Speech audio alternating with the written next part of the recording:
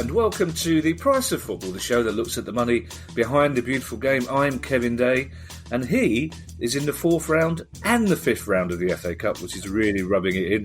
From Liverpool University, it's Kieran Maguire. Hello, Kieran. Who are you? I'm very good, Kevin. I've just got my first Panini swap. Joe Willock. So if anybody needs a Joe Willock, get in contact with me through the usual sources, and we'll take it from there. Yeah, you might have to turn that into a separate pod, Kieran. Otherwise, I'm going to be doing a lot of heavy sighing. Well done on being in the 4th round of the 5th round of the FA Cup. I'm still not quite sure the logic behind that double draw, but seldom have I seen balls pulled out of a bowl with less razzmatazz than BT Sport did it last night. It was just, it literally gave the impression that they double booked the studio with the rugby and they had to get it over and done with really quickly. Well, Peter Crouch did a really lame long arm joke. But anyway, never mind that. It's just my bitterness at being the first team knocked out in the 3rd round of the FA Cup. And later on, Kieran, we'll be hearing from somebody else who's still in the FA Cup, Andy Godden, who is chair of the Swansea City Supporters Trust. But before that, we have the news. There was no romance in the actual game that Marine played against Tottenham in the 3rd round, Kieran, but virtual tickets made them a lot of money. Yes, this proved to be an amazing success and fair play to Marine for showing a bit of initiative. So they decided to sell virtual tickets for £10 a pop. I thought initially they'd get a bit of interest and things of this nature. But then it became sort of a bit of a race. Spurs fans wanted to show that they were generous fans, and they were absolutely fantastic. And then Liverpool and Everton fans thought, well, Spurs are getting all the limelight. Hold on, we're good fans as well. We want to show support to a local club in the form of Marine. So they ended up selling nearly 31,000 tickets. Wow. At £10 a throw. So it's a fantastic money raiser for them, on top of the fact that, of course, that they would got a broadcasting fee, and they will have picked up some money as well from just participating in the 3rd round of the FA Cup. So fantastic news, and for all those fans, and also the people such as Gary Lineker and Jose Mourinho and Ian Wright, they all bought into it. They all bought a ticket and publicised it. It's one of those good news stories. That money can now be reinvested. Marine are a very progressive club. They've got lots of teams themselves, so it's win-win all round. Yeah, and I know people will say Gary Lineker and Ian Wright have got the money to buy virtual tickets, but they're actually at the game. So if anyone had an excuse not to buy a virtual ticket, I mean, it's a brilliant effort considering the game was live on national terrestrial television as well, isn't it? Yes, yeah. I mean, it's effectively, it's a donation to Marine Football Club, but the fact that nearly 31,000 people with the decency to do that is a sign that people love football in this country, and also that romance of the FA Cup is still there. It is a competition which people have become a bit cynical about, and I think we've got to look at the clubs here, because it's not a huge money raiser for the clubs in the Premier League, and they don't take it perhaps as seriously as they ought to, some of them. But for fans, I can still remember every single FA Cup final of the 1970s, but I can't for the last 10 years. And I think that's sort of indicative of it's lost a little bit of allure, but a home draw for a small club such as Marine is a game changer in terms of the impact on their finances. Yeah, well, as you know, Kieran, we recorded Monday's pod, the questions pod, on Sunday morning, or as you called it, Sunday afternoon. But I was very, if you remember, I was very cynical about the FA Cup when we recorded that. But then watching the Crawley player in tears, telling his story about how he came to be playing for Crawley and how his career had gone so badly, and then seeing him scoring that goal and crying, I fell back in love with the FA Cup a little bit. And talking of the words football, this country, live on TV, leads us into a story that's causing some amusement, really, because it's bad news for English football fans living in Europe, isn't it?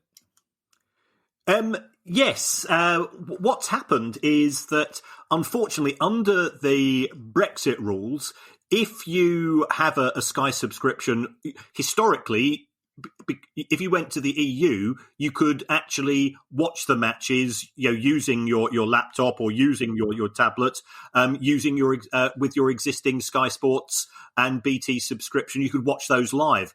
As a result of Brexit, that no longer applies. So, you might have to find a bar, which is fine, provided the bar is showing the match you're looking forward to. But if not, you're not going to be able to see the matches that you wanted, and it's a bit of a blow, especially for those Brits that go abroad or historically have gone abroad to the EU or European countries for a few months in the summer, and they still want to watch sport. It's going to be a pain in the backside for them. Good luck finding a bar that's open in the middle of a COVID pandemic, but it's led to lots of anecdotal, humorous, in inverted commas, remarks about elderly people on the 1st of January settling down to watch the game in the south of France and then having to phone their kids back in England and say, why can't I get the football? And the kids back in England explaining that because we're now, because of Brexit, basically. But it also annoys me. People, it's no secret, Kieran, that you and I were Remainers in this scenario. And it annoys me that that's the sort of thing that the Remain campaign should have been saying to people. You do know you won't be able to watch football in France afterwards, and I think we might still be in the EU if the argument had been along those lines.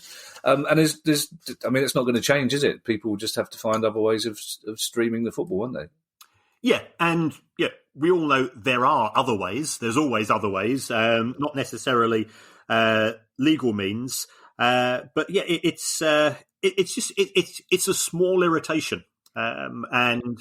I'm a Democrat. I always say, respect a vote, but going back to 2015-16, neither party or neither side conducted themselves particularly well, and we are where we are. I should say we don't encourage illegal means of watching football, but we do acknowledge they exist. Now, Arsenal have borrowed £120 million from the Bank of England. And before we talk about that, Kieran, if anyone from NatWest is listening, perhaps they could explain their reluctance to lend me a few bob when the Bank of England is literally giving it away. As I reckon I've probably got as much equity on my property as they have, give or take a naught or two. It's an eye-watering sum of money, Kieran, and but it does seem that the Bank of England are only too willing to lend to big Premier League wealthy football clubs who approach them and at very low rates of interest. Yes, the Bank of England have this, I think it's called CCFF scheme in relation to COVID.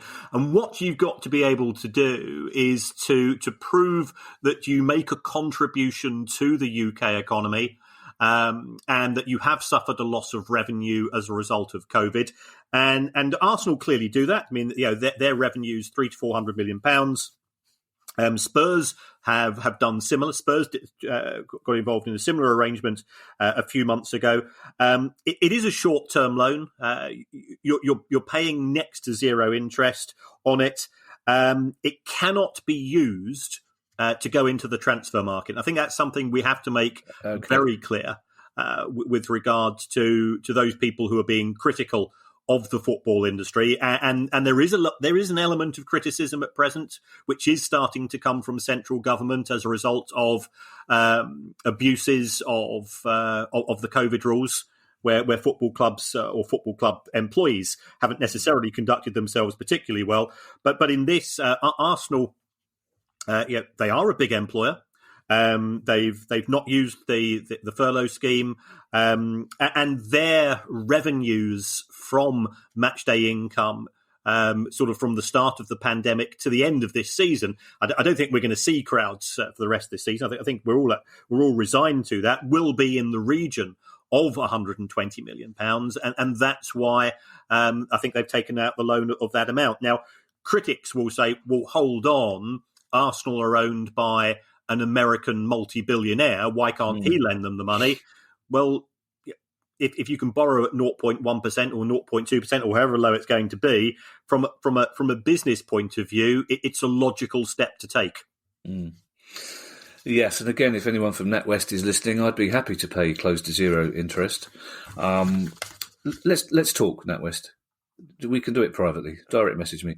Also in London, just a few miles to the east, there are a couple of things going on at West Ham. including a new director, Kieran, with a past almost as colourful as yours.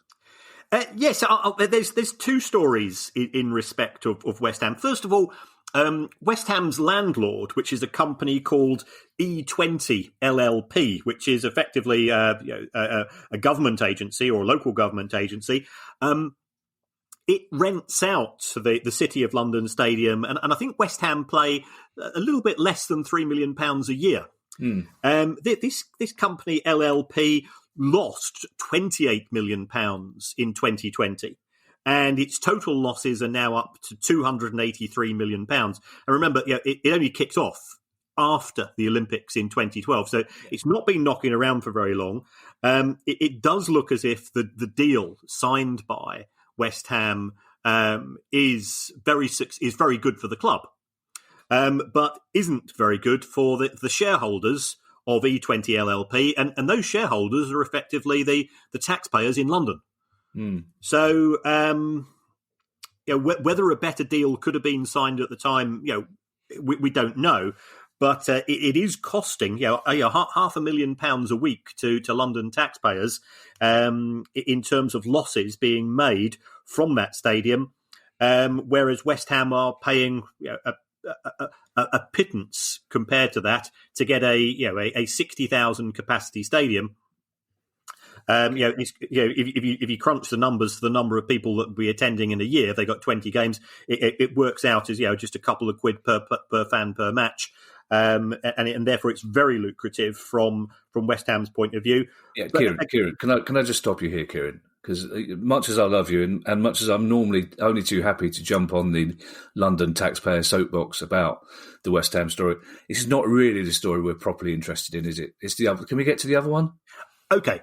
The other story is that West Ham yesterday or Tuesday, they appointed 2 new directors. Mm-hmm. So every time something happens at Company's House, it pings into my inbox. Mm-hmm. So I did a quick Google background search. One of these directors is called David Sullivan, who turns out to be the son of David Sullivan. So he's the son of one of the co-owners of West Ham. Yeah. And the other one, her name is Emma Benton Hughes. AKA? I just Googled Emma Benton Hughes, and if you do that, it comes up as real name Eve Vorley, an actress and director. And I thought, okay, somebody, you're in the entertainment world. Mm-hmm. And the actress in films such as Lesbian Nurses and the director of Horny Housewives on the Job. Mm-hmm. So, and then I thought, as you know, I will put everything out on Twitter, and the reaction on social media was quite intrigued. People got quite excited about this, and then it turns out that Emma Benton Hughes used to have a fan club which was run by her brother, and her brother's name is Johnny Trunk. Which is about as good a name as you can get, and her fan club had 19,000 happy members. So very happy members. As if the board of directors has been broadened. And then I thought, okay, this is a bit of fun, but I used to work in the adult industry when I ran a sex shop, and nobody says Kieran Maguire, former sex shop owner, when they talk about me. So is it right that we perhaps are being harsh on Emma Benton Hughes, because the focus, and this has now gone in the tabloids today, is upon her former career in the porn industry. She's fully entitled to be treated with the same amount of respect as any other director of a club. Mm-hmm. A little secret here, Kieran. I always refer to you as ex-sex shop owner Kieran Maguire when I talked about you in public. And you're right. There is. I mean, it's interesting. It's the first time that the directorship of a football club changing hands has been front page news on the Daily Star, which is an indication of her background. You forgot Naked Neighbours and Dirty Fan Mail as well, by the way, amongst her other classics. I think, putting aside her past, which is similar to her husband's past, I'm more interested, and I think West Ham fans would be more interested in the idea that both David Sullivan's sons are now involved in the club. David, as you say, as a director, Jack Sullivan is managing director of the women's team, and David Sullivan's partner, Emma Bunton Hughes, aka Eva Fawley, is now a director. That, as an outsider, that's not a particularly good look. I mean, is it common practice? I mean, I don't know however many directors they have, but does it not raise concerns that one particular family are having more influence on board decisions than others, perhaps? The other main director, David Gold, there's been 2 new appointments to the board who apparently are sort of business associates of David Gold. But you're absolutely right. The idea of family legacies within clubs doesn't necessarily mean that the best people are being appointed for the job, and you're going to be getting new directors who are going to question it. And the whole point about having a good board of directors, a good director is what you call a critical friend. Somebody who you can trust, but will still say to you, I think the decisions which are being made aren't necessarily great. There is history of this. If we take a look at Manchester United, owned by Malcolm Glazer originally, when he passed away, it passed on to his 6 kids. And then if we take a look at Blackpool Football Club was formerly owned by convicted rapist Owen Oyston, and it then passed to Carl Oyston, his son. And I've said this on many occasions, and I'm quite happy to, if producer guy wants to remove this, the shit never falls far from the arsehole as far as I'm concerned when it comes to Blackpool Football Club and that particular dynasty, because Blackpool fans, they went through an awful lot of trauma with the family. And the way that the Oystons behaved, and of course that ended up in court, and they ended up effectively losing control of the club. I normally go for the apple very rarely falls far from the tree, but I'm going to use your description from now on, assuming, of course, any of this gets in. I'll tell you what, I'll distract Guy so that he just puts this straight out without editing. How's that? I'll send him loads of emails overnight so he doesn't listen to it. Talking of Manchester United, Ed Woodward of Manchester United is now the Premier League's highest paid club director. Is there any significance in that? Well, I guess that it's a sign of faith of the Glazer family in Ed Woodward. He has delivered in terms of the club's ability to generate revenue over the years. He has been credited with Manchester United turning itself into this commercial giant, and United's ability to sell the club's name and to sell the club's badge globally has been one of the reasons why it was a success under Sir Alex Ferguson to an extent. I think Sir Alex Ferguson probably deserves much more of the credit. But his pay took a slight decline, but it was still £3.1 million for the year ended the 30th of June 2020. So he's just ahead of Daniel Levy, who came in at just under £3 million. But we've said that Manchester United have done many good things during the pandemic in terms of the furlough, in terms of making food parcels available to people and things of this nature. And of course, Marcus Rashford, we are huge fans of for the work that he's done on food poverty in this country. I still take the view, if Manchester United can afford to pay an executive £3.1 million, then they should be able to afford to pay their employees the real living wage in Manchester, because that only requires a 58 pence an hour increase in pay. So come on, United, do the right thing by your staff. I've got friends back in Manchester who work for the club and they love United. 58 pence an hour isn't too much to ask for. Yeah, it's not. And as you say, even being cynical about this, the PR value, the goodwill that would stem from that would be huge. And the fact is as well, I don't think you'll find many Man United fans who wouldn't think that's the right thing to do.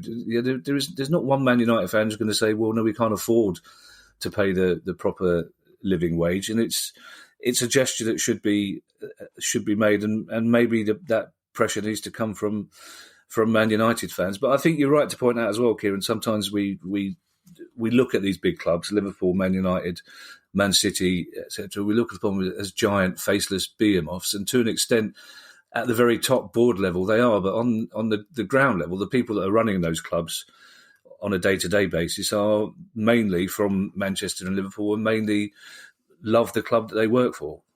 Yes, yeah, and for a while, Manchester United was the biggest private sector employer in the city of Manchester itself, and that's great. I played for Trafford Cricket Club, so I was close to Old Trafford. And that area of town isn't the wealthiest, so. For those 25 times a year or whatever it was that Manchester United are playing at home, the ecosystem in terms of the sort of the supply chain of it's just the chip shops and the program sellers and so on is absolutely fantastic. I think Manchester United do an awful lot of good. They could just do a little bit more, in my view. When Manchester United started in the Premier League, the chief executive was paid 165 grand a year. For that to increase by a factor of 20, how many other people have had their income rise by a factor of 20 in less than 30 years? Very, very few indeed. So, football's a success. The median salary for a chief executive in the Premier League is now £1.2 million. Sometimes clubs we've always used this phrase tin ear, that they could just do a little bit more. It wouldn't cost them a lot. And I think it would be appreciated by not just the people in receipt of the additional money. We're talking for somebody doing a 35-hour, we're talking an extra 15 to 20 quid a week. It will be appreciated by the fans. Did I refer to Ed Woodward as director before? Should I have said chief executive? Well, it's all the same. It's all the same. Well, it's not really to the sort of people that tweet in tiny mistakes. As we know, I'm sure it's Swiss Ramble tweeting under different names. 3 stories in Scotland now for you, Kieran Maguire, ex-employee of a sex shop in Brighton, to talk about. The lower leagues and Scottish Cup have been suspended for 3 weeks. Has that come from the clubs or from the Scottish Government? No, that has come from, I think, broadly from the government via the SPFL. I think if you take a look at in clubs in League Two in Scotland, you've got a club like Annan Athletic, where the average crowd pre-COVID was 347. For those clubs to be playing football, it makes no sense whatsoever, because you're increasing risk in terms of they can't afford COVID testing. There's not a lot of people who were going pre-COVID, so I think there is some sense. It's the equivalent of some of the non-elite football that's been cancelled here in England, and I think the Scottish government has simply looked to see where is the income streams coming from. They don't make a lot of money from the TV deal either. And they've got costs to bear. So I think it's an appropriate decision to make by all concerned.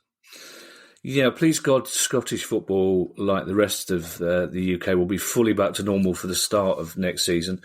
And it's possible that Rangers and Celtic B teams could feature in League Two, which I'm guessing would be ka-ching time, wouldn't it, for some of the smaller clubs? Potentially, yes. I mean, at present there are 10 teams in League Two in Scotland, but there is a proposal to expand the league to 16, to take 2 additional teams from the Highland League, 2 additional teams from the Lowland League, and 2 Colts teams from Rangers and Celtic. Now, historically, there's been a lot of pushback on this because I think there's a concern as to where would the ceiling be? So are they only allowed to play in League Two? Would they be allowed to go into League One? Would they be allowed to go into the Championship? I think there's a little bit of a discomfort there, but it looks as if Rangers and Celtic are very keen for this to go ahead. So they've offered, I think, the clubs in League Two an initial 125 grand. Which could rise on a longer term basis to £1 million. And they've also said that if they go ahead with this, they will commit to selling a minimum of 200 tickets for each away match. So therefore there would be additional money for these lower league clubs.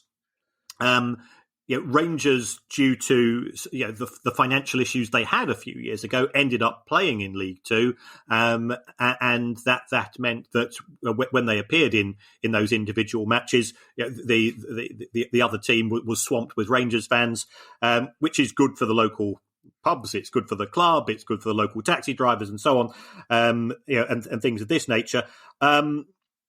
How that's going to go ahead, whether it's going to go ahead, it's going to be tough to push it through, because under the constitution of the SPFL, it would need 11 votes in the Premiership. Now, clearly, they've already got 2 of those. But on top of that, it would need 75% approval in the bottom 3 divisions. So it would have to be a very compelling case. And when it comes to Rangers and Celtic, there's a lot of politics in the form of Scottish football. So I think they will have to put forward a very persuasive argument as to the benefits, not just to them, but as to Scottish football as a whole. But if it means more money going into these lower league clubs, then that clearly is one potential benefit. I have to say that guaranteeing a minimum of 200 away tickets seems a little bit disingenuous, because my guess would be that even Rangers and Celtic B teams would attract 1,000 away fans, would be my guess. And that's going to lead to a lot of security issues in grounds, as you say, that are more used to 300, 400 people, isn't it? I think there's an element of yes and no here, because Rangers and Celtic fans ultimately want to see their senior team play. Right. And if those matches are taking place at the same time as Rangers and Celtic on a Saturday, the Rangers and Celtic fans will be watching that match on television, or they'll be watching it via stream or things of this nature. But I've appeared on Scottish radio on quite a few occasions, and even I was surprised when one of the presenters said to me, 90% of people in Scotland support one of those 2 clubs. So therefore there are outposts of Rangers and Celtic fans in every town and village, by the sound of it, and perhaps it would give them an opportunity to see players who will be the stars of the future. So the numbers of tickets, I'd be intrigued to find out the impact it would have. But I suspect that especially if those clubs are successful, then it would push on. But just because you're young, as we saw with Derby County at Chorley. No. At the weekend. We were so nearly all the way through without mentioning Derby, Kieran. I know. That kids against more senior players don't necessarily find it that easy. Yeah, just in passing as well, you mentioned an invite to 2 Highland League teams. I always was under the impression that the economics of travel in Scotland, some people I don't fully realise how big Scotland is as a country and how much most of the teams are concentrated in the Lowland Belt.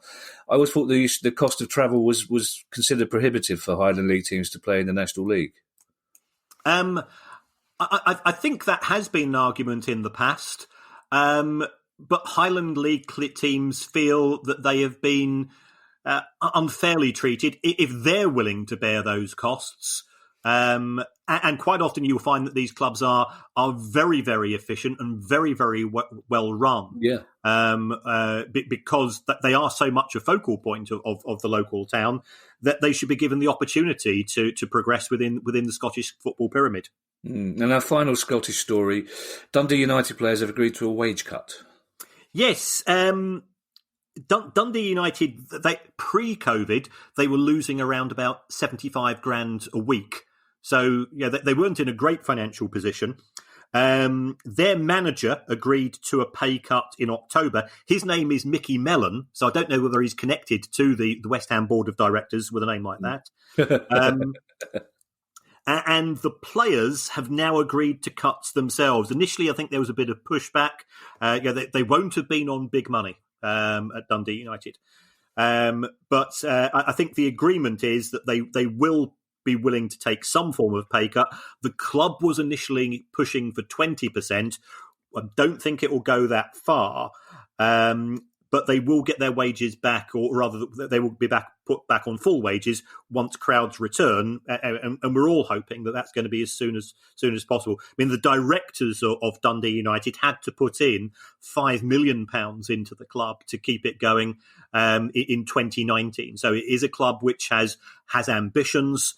It is a club that wants to progress, and we've always said that if you want to do that, you need to invest in talent on the pitch, and that doesn't come cheap.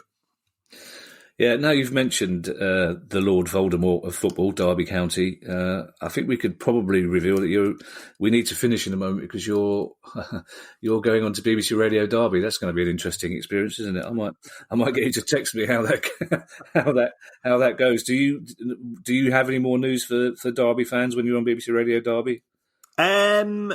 It's to do with the takeover in terms of progress.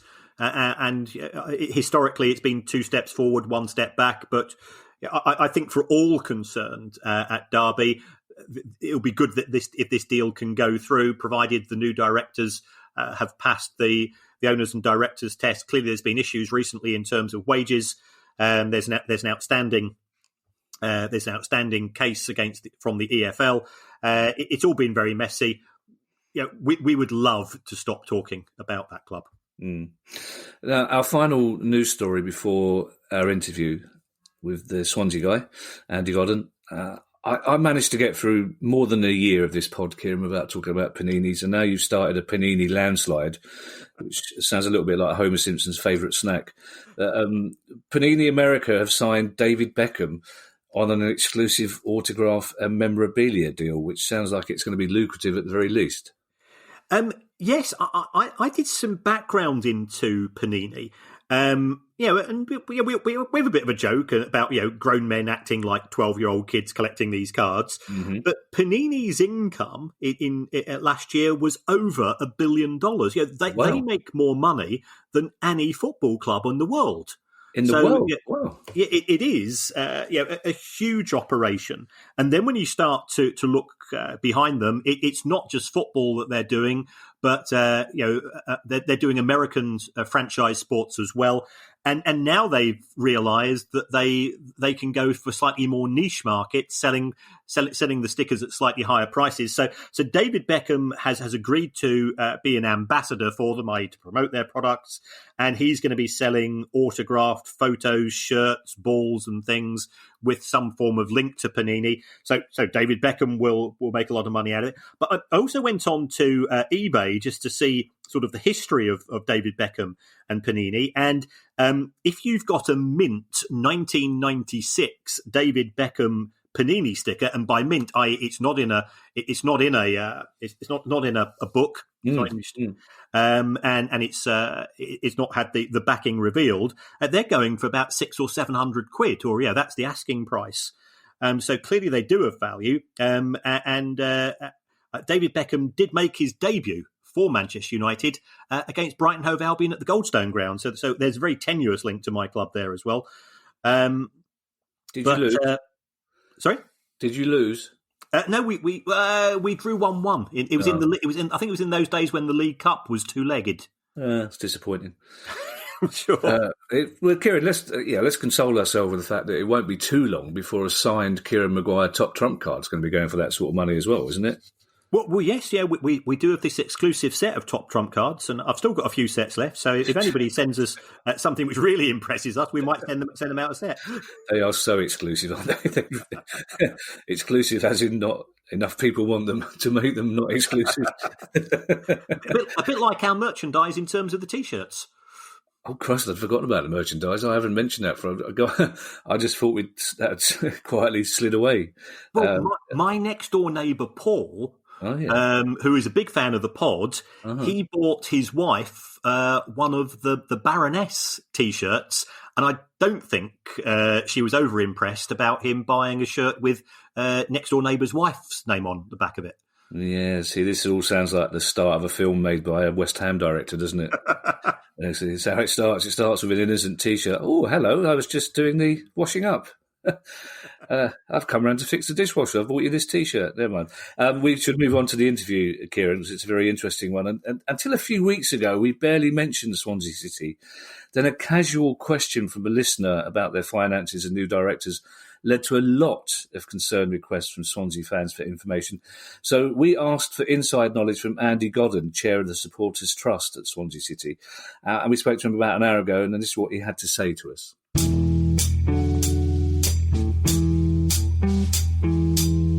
Andy, hello. Thank you for talking to us. Before we start, tell us a little bit about your background and how you came to be chair of the Swansea City Supporters Trust.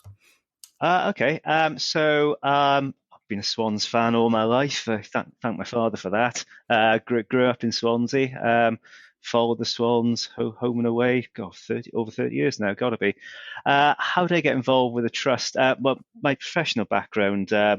I qualified as a management accountant, so I have to do my degree in finance, sort of in the 2000s. I used to travel to away games when I was living in London with the current Swan support director, Stuart MacDonald. So for years before then, he was involved with the Supporters Trust and said, "Oh, you should get involved. You should get involved." And he kind of got me at a weak moment because we were out in Valencia. We just won 3-0 in the Mestalla.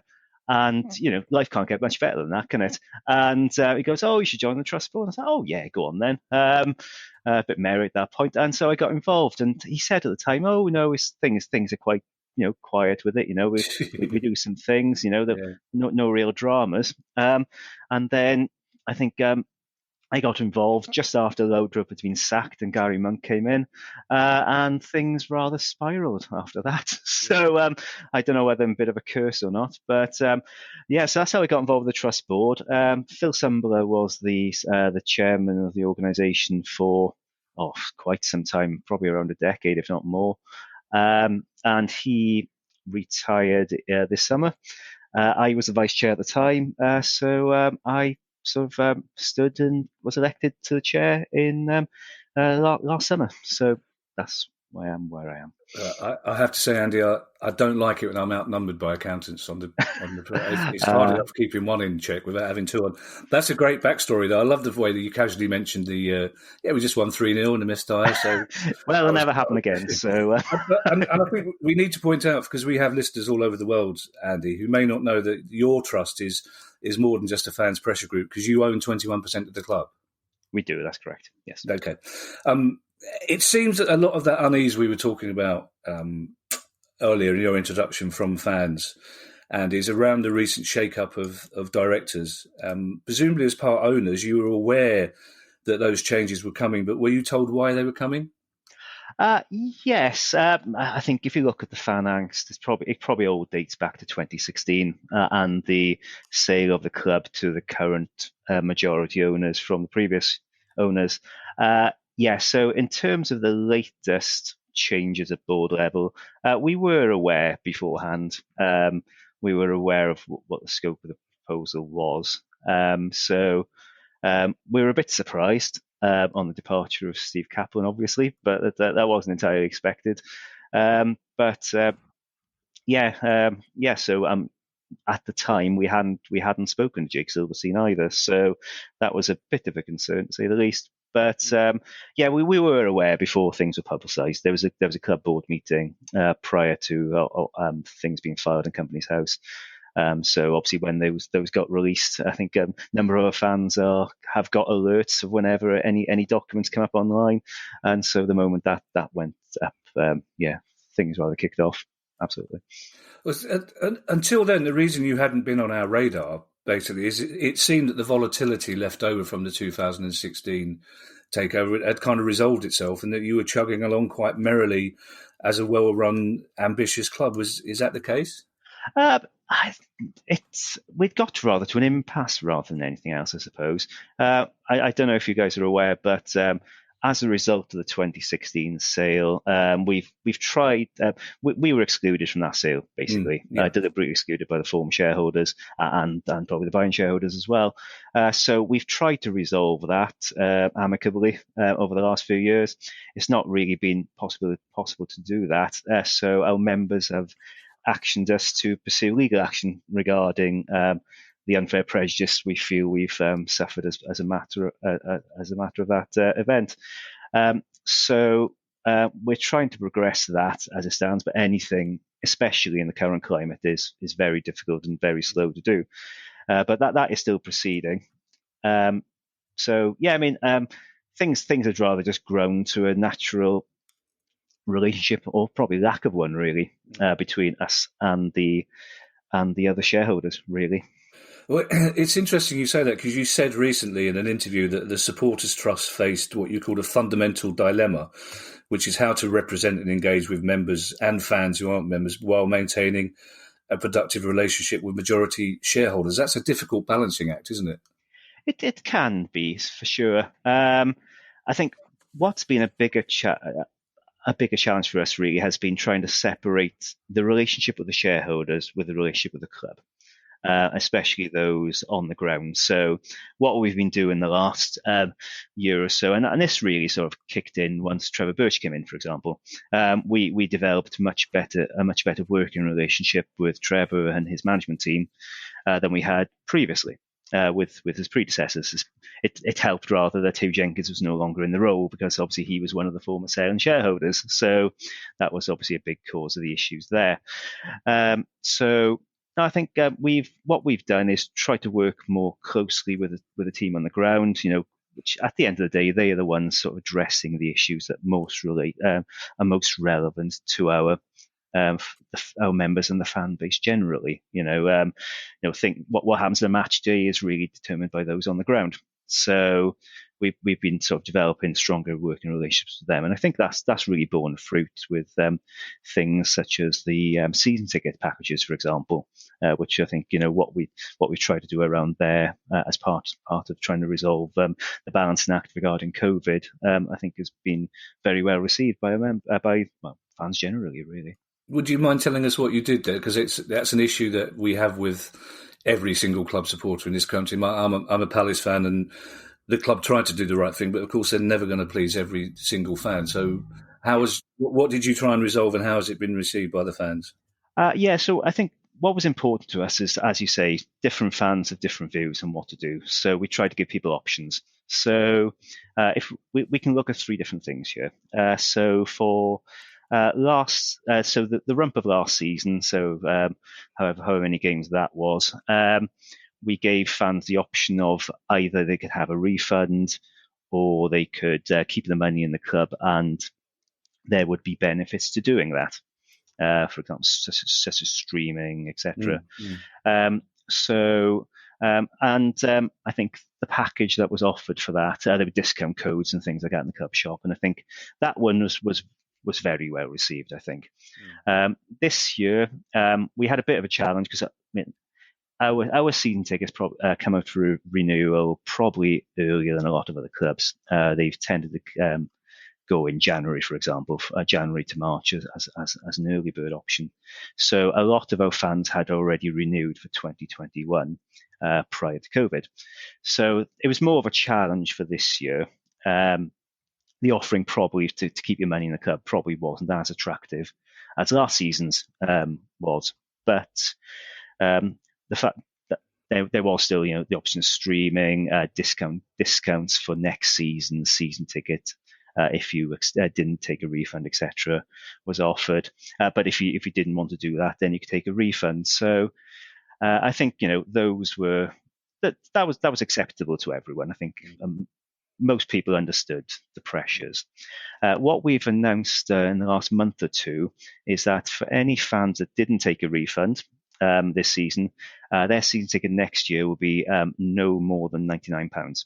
Oh wow! So it's absolutely that's obviously been well received, and it's a lot less for I think £79 for seniors, £49 for juniors, and I think it's £23 for under 12s. So £1 a game if we're in the championship, or a bit more if we get promoted, hopefully. I was going to say that £99 is regardless of whether or not you're in the Championship or the Premier League. Yes. That's brilliant. That's a really good incentive, isn't it? You mentioned Trevor Birch, who left your club to become chief executive of the EFL. It seemed that a lot of fans saw that as a blow because he's got a reputation as an able administrator and a willing communicator. You said that you established good lines of communication with him. Did that come from you, or did he approach you when he took over the job? I think it's probably a bit of both, to be honest. Before he came into the role, two or three of us interviewed him as part of that process. So he spoke to all the directors. It wasn't us making the decision by any means. Yeah, okay. How influential our comments were is probably open the question. But we had the lines of communication before he came in. So I think there was willingness on both sides and a wish on both sides to address those previous issues and sort of try and build on that. I think obviously nothing's ever fully plain sailing, but there were a couple of bumps along the way. But I think there were going to be, because we were basically starting from scratch. Relations were very, very low before that. So no, I think we got to a point where we spoke frequently, weekly at least. Myself, I think Stuart, our sport director, spoke to him much more frequently than that. And he still tends to be in the director's box for home and away games. So speaks to him very, very, very frequently. So no, I think no, that was the willingness was from both sides. Absolutely.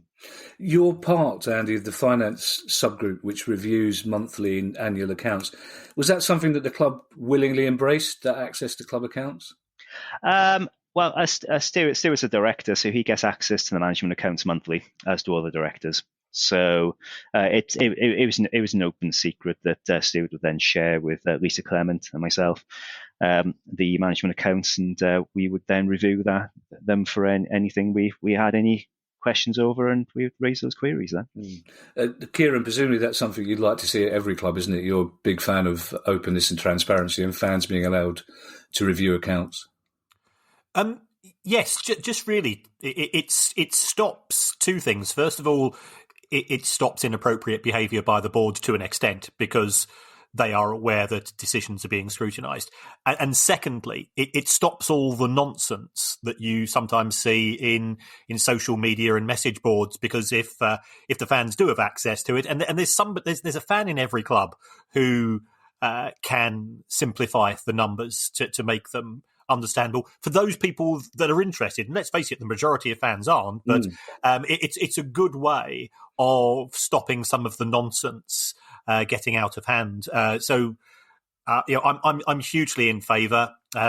It's something the Football Supporters Association are very keen on as well, and via them, I've campaigned and they've campaigned to have greater transparency, because we do have this rather romantic notion that a football club is more than a vehicle for people to make money.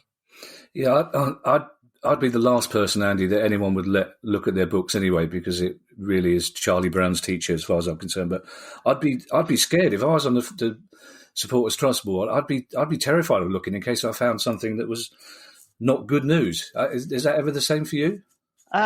Yeah, I suppose it is. I think it's like anything. When you don't know the information, you can sort of live in blissful ignorance. And once you see behind the curtain, you see things you don't particularly like and wish you hadn't seen.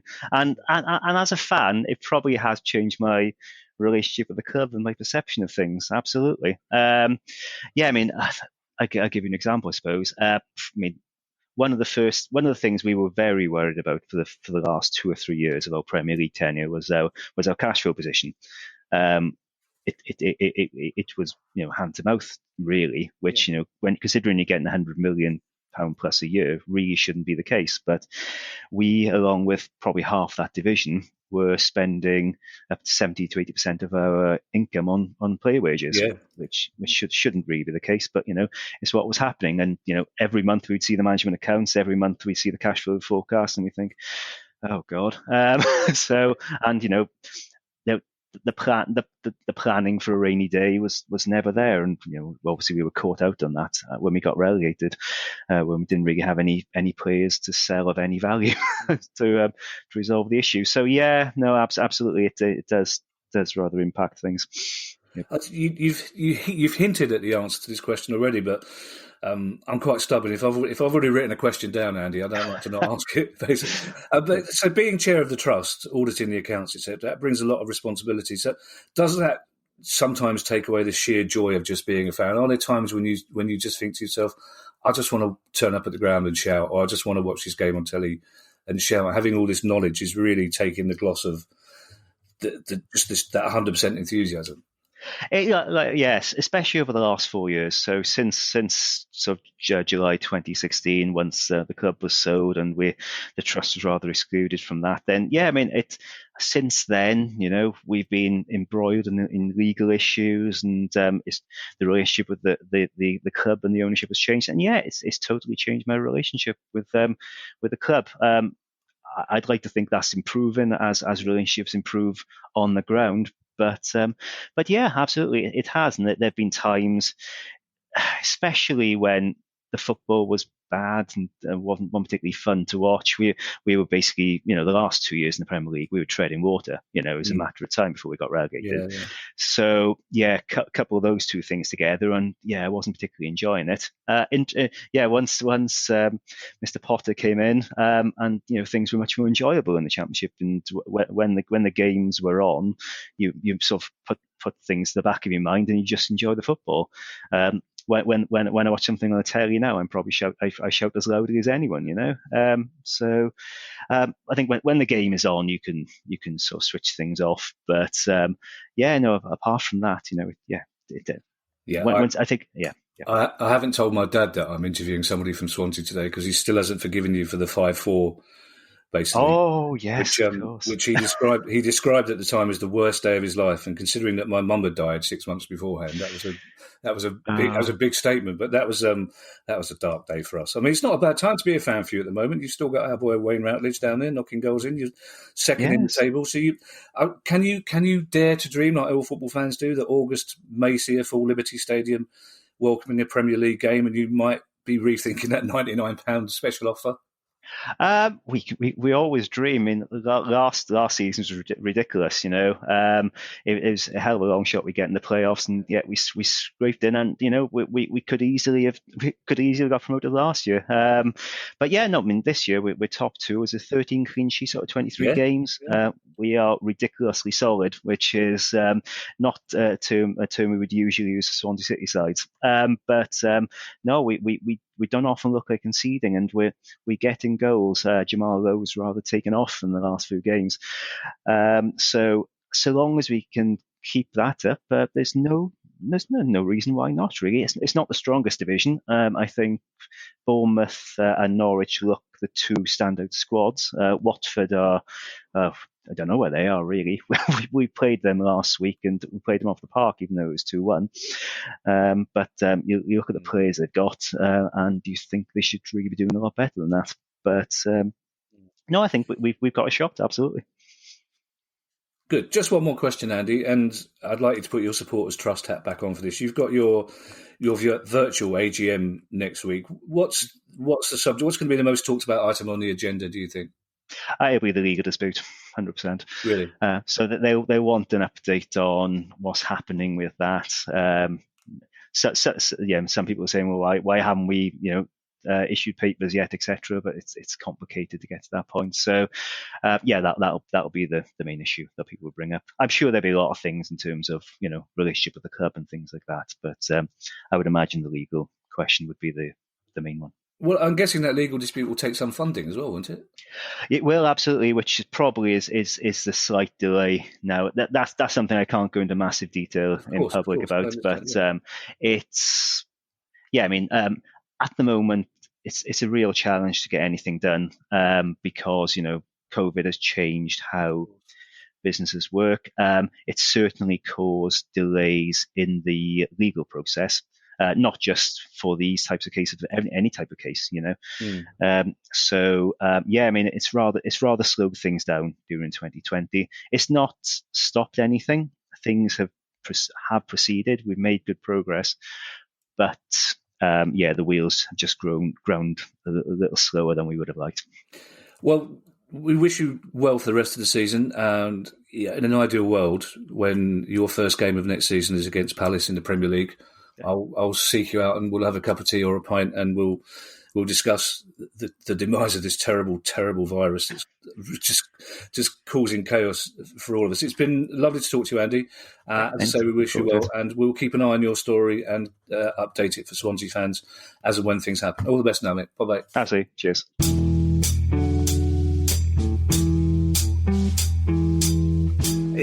It's interesting, Kieran. Andy had to be somewhat circumspect about the big issue, the legal issue, because of obviously the lawyers had asked him to. But what I took from that is just it's brilliant that the Supporters Trust own 21% of Swansea City. We're all for that, but that's not enough for them not to be outflanked by the other major shareholders, is it? Basically.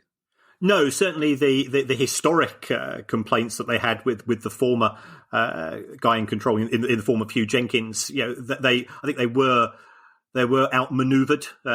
They were kept in the dark in respect of certain issues, which I think very, very much frustrated them. And that's why there are, as Andy intimated, ongoing legal concerns with regards to the sort of the governance of the club. And also, I was very interested to hear him talk about the fact that you take up that responsible position as part of the Supporters Trust, and suddenly some of the sheer joy of supporting a football club goes out the window because you're privy to all the cares and concerns that the club owners are privy to as well. And sometimes football fans don't realise what a burden that is. Yes, I mean, being a fan, one of the things I love about being a football fan is for 90 minutes I can be irresponsible. And that's quite a joyous feeling. You can let your hair down. You can behave in a way without being offensive to anybody. You can be a bit daft, a bit silly, and shout out a few things. If you're on the board and you're having to sit in in that area of the stadium, it's slightly more restrictive. Yeah, I got told off by Mark Bright once on one of my rare excursions into a director's box, which I didn't want to go into. I also like that clear implication, Kieran, that it's only at football that you behave in an irresponsible manner.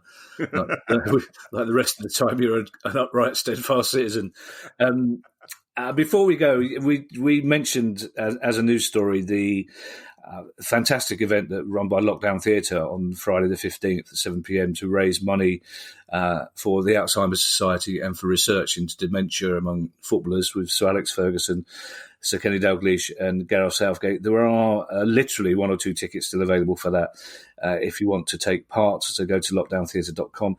If you have any questions for our next pod, which of course is the Questions Pod, about any level of football, about anything that you've heard from us today, then get in touch with us by questions@priceoffootball.com. And meanwhile, Kieran, it only behoves me to wish you the very best of luck on BBC Radio Derby. I'm trying to work out whether I can get that on my Skybox. I don't think I can reach as far as BBC Radio Derby. But You might be able to get it on the iPlayer. Yeah, that takes some effort, though, doesn't it? Exactly. If it was easy, I would do it. I'm sure you'll handle any question thrown at you with your usual aplomb. And I was going to say dignity, but that wouldn't necessarily be appropriate. Goodbye, everybody. Kieran will leave you with our customary message regarding your health. Well, once again, folks, thanks for all the feedback. If you're enjoying the show, please subscribe. If you could give us a 5-star review and say whatever you want. You could say you'd rather the show was presented by the director of Horny Housewives on the Job with her brother Johnny Trunk than myself and Kenneth. We will not be offended. But other than that, this pandemic still causing the numbers to rack up in terms of infections, hospitalizations and deaths. So for heaven's sake, look after yourself. And if you're not quite sure what to do, don't do it when it comes to going out. Yeah, that's very good advice.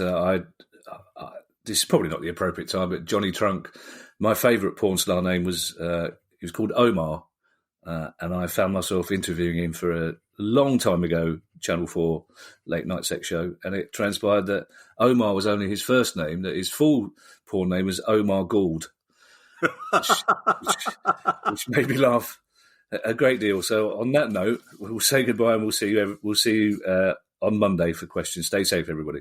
Bye-bye. The price of football.